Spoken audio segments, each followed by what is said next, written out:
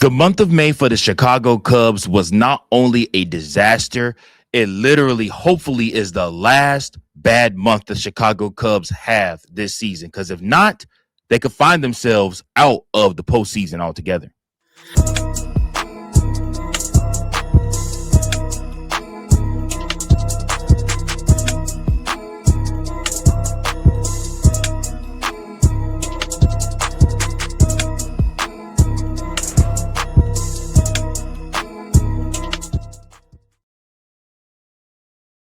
Welcome in, everybody, to another episode of Chicago Cubs Central, your number one spot for all things Chicago Cubs. I'm your host, Mike Jones, here with another episode. Make sure that you guys like, share, and subscribe so that you never miss an episode of Chicago Cubs Central. Guys, listen, the Chicago Cubs finished the month of May, and thank God it's over. Man, this month started out so strong, so promising, and then literally spiraled over the next 3 weeks into what can only be described as simply baseball hell almost. Like it was like purgatory. It was ridiculous. It was senseless. It made no sense whatsoever. And I'm not just talking from a fan point of view. I'm talking about the team would tell you they can't believe what happened.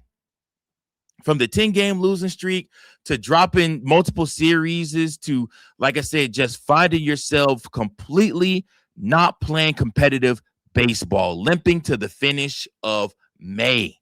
And you finished May by losing to the St. Louis Cardinals. And two of those games, you got completely non-competitive pitching from Jordan Wicks and from Shota Imanaga, two players that almost are unplayable right now. Every single time Shota Imanaga comes to the mound, his last 4 starts, he has been unplayable. Jordan Wicks got called up from AAA and basically decided to gift each team that he faced a game, basically, where they could just run up the score on the Chicago Cubs. I mean, these are baffling moves. And so the topic for today's episode is simply, we've talked so much about the good things that Jed Hoyer did. Everybody was in love with the fact that Jed Hoyer signed and locked up PCA to a long-term contract. Everybody was excited that Jed Hoyer signed and locked up Nico Horner to an extended long contract, and that these two players are going to be Chicago Cubs for a while. The jury is out on the Alex Bregman deal. But for a team that struggles to get hits, for a team that struggles to score with runners in scoring position, your infield is not nearly playing up to, in the month of May, what they need to be. Now, you've had some good games from Ian Happ. You've had some good games from PCA. Seiya Suzuki is struggling. I mean, he just hovers around like 234. You know, and he'll give you a good double every now and then. He'll give you a good base hit on the day where the team is scoring and things are looking good. But where are your guys that come through when you need them most? I haven't seen that from the Chicago Cubs. That's really where we're struggling. We don't have guys that are coming through when we need them most. Now we're getting back Matthew Boyd. Apparently he's done in Iowa. He's headed back to be with the team. So I'm assuming he'll get a start sometime this week. The problem with that is Matthew Boyd didn't look great when he came back. Either his rehab starts. He gave up 3 runs in his last rehab start. Walked a couple batters. I mean, I'm not out here like, oh, yeah, Matthew Boyd's coming back. Everything's going to correct itself. I'm not even looking at Justin Steele whenever he should be able to play as something that's going to correct itself for the Chicago Cubs. You know, J-Mo is struggling with the home run ball. Shota Imanaga is struggling with the home run ball. You whiffed on Dylan Cease, didn't end up getting him. Phil Maton has been a complete disaster this whole entire season for the Chicago Cubs. And you signed him to your first relief pitcher 2-year deal under the Jed Hoyer administration since Craig Kimbrell. Jed Hoyer has made a lot of moves for the Chicago Cubs. He's missed a lot of moves on the Chicago Cubs.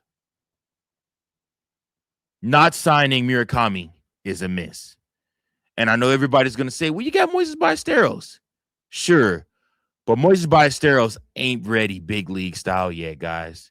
He had a hot half a month, but the league figured him out, and he's been whiffing ever since, striking out. Will that come? Sure. But he needs to be in AAA. You do Moises Ballesteros no credit by having him sit on the major league team and play every third day now, because you want to give time to Michael Conforto, and now you've called up Kevin Alcantara, and I don't think he has any more options left, so he ain't going back down to AAA. Do Moises Ballesteros a favor. Let him go back down to AAA and let him figure it out. It's high time that the Chicago Cubs allow him to go down there and figure it out. Now, I have a great deal of belief that Chicago Cubs are about to go on a hot streak, and sure, they'll win some games and everything like that. But the problem is these things are going to rear their ugly head again the next time they have a tough month or the next time they have a tough stretch. These are not things that the Chicago Cubs have addressed. What do they need to address? They need starting pitching, better starting pitching, point blank, period.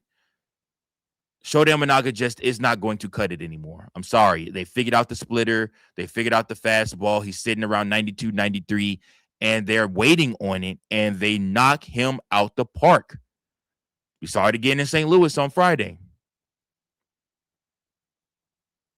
Then you turn around, J-Mo's giving up a bunch of home runs too. Primarily, majority of your home runs are between J-Mo, Eric Cabrera, and Shota Imanaga. Your starting pitching is giving up way too many home runs for you to be successful and be a postseason team. You can't have it. You can't have it. And I mean, to be quite honest with y'all, I guess we could say that maybe the Chicago Cubs pitchers will turn things around. I'm guessing that we could say that maybe that should be an expectation. The problem is I don't believe it.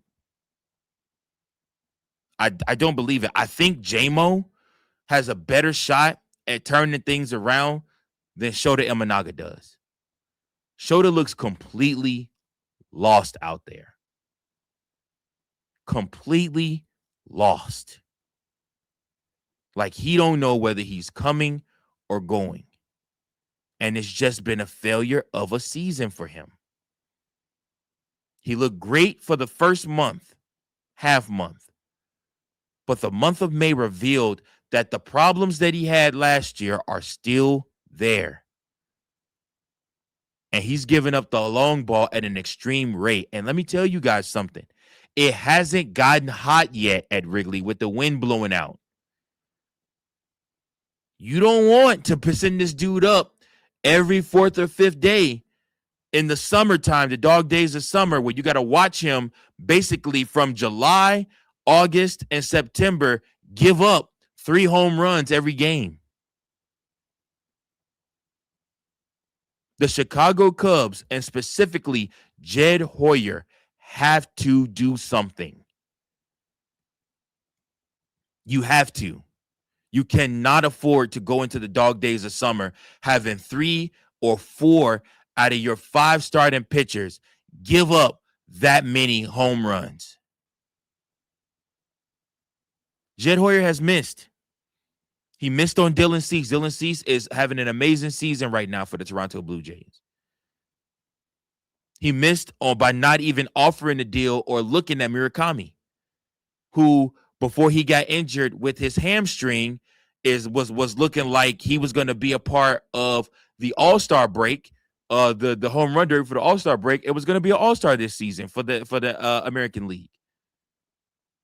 He's part of why the White Sox right now currently have a better record than the Chicago Cubs as of Monday.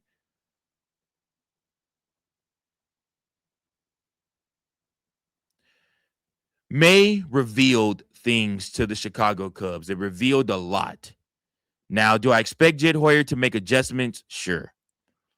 But is there an adjustment that can be made to this team? Is there a deal or a signing or something that can be made for this team that can put this team or put us in the thought process that this team is going to be able to win the World Series? And I don't think there's a deal out there like that. Even, I mean, guys, I'm going to talk about the big deals as they come along, especially as the rumors come along. But the Chicago Cubs don't have it. They have locked in players to this team that just don't hit. You can fix the pitching, but you still got to score. You still got to put pressure on the other team with runners in scoring position. And you got to come through. And guys, Seiya Suzuki ain't coming through. Ian Happ ain't coming through enough. PCA not coming through enough. Nico Horner ain't been the same since he got hit in the head with that ball. Dansby Swanson ain't coming through. That's an automatic out every single time. I hate to see Dansby Swanson come to the plate with runners in scoring position because it's an automatic out every single time. It's rough to watch. I hate to see them send Jordan Wicks out there to the mound. It's rough to watch. There's a reason he's in AAA. He probably should be pitching AA.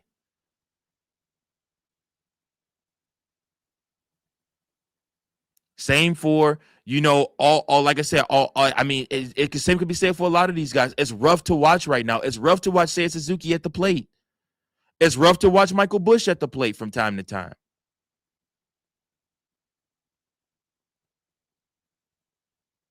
Nico Horner with runners in scoring position. And when do we move from the team is slumping to this is who they are? That's really the thought process that I'm starting to move to. This is who they are. They're going to have some games. They're going to win some games. They're probably going to end up being a wild card team. But if they win the wild card series, once it comes time for divisional play, they're probably going to lose. They're probably going to lose. They don't have enough, and there is no move out there that puts you better than the Brewers. There just isn't. Brewers are 5 games better than you right now and not looking to slow down anytime soon. And they're injured. Mizorowski looks like the Cy Young Award winner. It's either going to be him or Shohei Ohtani. You still got everybody on the Braves. You got Chris Sale out there. I don't know what the Chicago Cubs are going to do. I don't. I mean, you got to ride the wave of this season, but you're going to have to fix some things with your hitters. And Jed Hoyer whiffed. He missed. And again, nobody has a crystal ball and nobody's perfect. So I don't want to make it seem like Jed Hoyer is the biggest problem here. The biggest problem is these players that have these high contracts that are not living up to them. Bregman, Swanson, Horner, PCA included. They have these contracts and they aren't playing up to them. Moises Ballesteros is supposed to be a sprinkle in.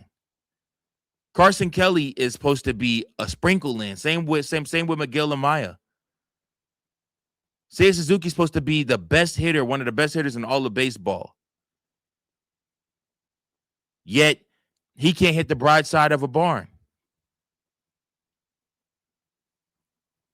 I don't know what to think, guys. I don't know what to think. But the Chicago Cubs probably are about to go on a win streak. I'm just going to be honest with you. That doesn't negate the high issues that they have. But you play the Giants twice. You play the Rockies twice. You welcome the Athletics on Tuesday.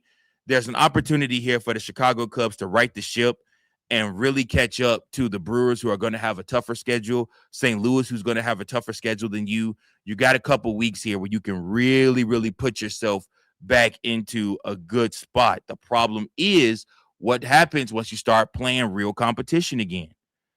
So the next 3 games, you got the Athletics, Tuesday, Wednesday, Thursday. Tuesday night is Jameson Taillon on the mound, 2-4 with a 5.37 ERA. And then he's going to face Gage Jump, who is 0-1 with a 7.20 ERA in 5 innings pitched. So He's a young kid. He might come out and pitch good. He might end up getting beat. Then you got Colin Ray on Wednesday, and he's going up against Jeffrey Springs of the Athletics. Jeffrey is 3-6 with a 4.07 ERA and 66 innings pitched. And then, of course, you finish off with the Athletics having named their pitcher for the Thursday matchup against the Chicago Cubs, but Shohei Imanaga, 4-6, 4.37 ERA and 70 innings pitched for the Chicago Cubs. That's your Thursday matchup. Then you welcome a weekend where you have two 120 games, and then you play again on NBC Sunday night. All three of these against the Giants. I expect Matthew Boyd to probably be in this series, pitching this series. We're going to see somebody that we've talked about, Robbie Ray, going up against Ben Brown. That should be interesting on Friday at 120. And then after that, you look at, Jordan Wicks is supposed to get another start. Prayerfully, Edward Cabrera should be back by then, and you can either send Jordan Wicks back down or DFA his ass. Preferably DFA him. And then, of course, you got Jameson Taillon once again against Trevor McDonald, who's 2-2 with a 4.34 ERA in 29 innings pitched. You got some winnable games coming up. Then you got the Rockies after that. So you got some winnable games coming up, but you have to absolutely take advantage of them. If you do not, you will find yourself out of contention in the Central very quickly. And that's just real, y'all. That's just real. Jed Hoyer missed, man. Jed Hoyer missed. Thank you for watching another episode of Chicago Cubs Central, the #1 spot for all Chicago Cubs content. Remember to like, share, subscribe for more Cubs content.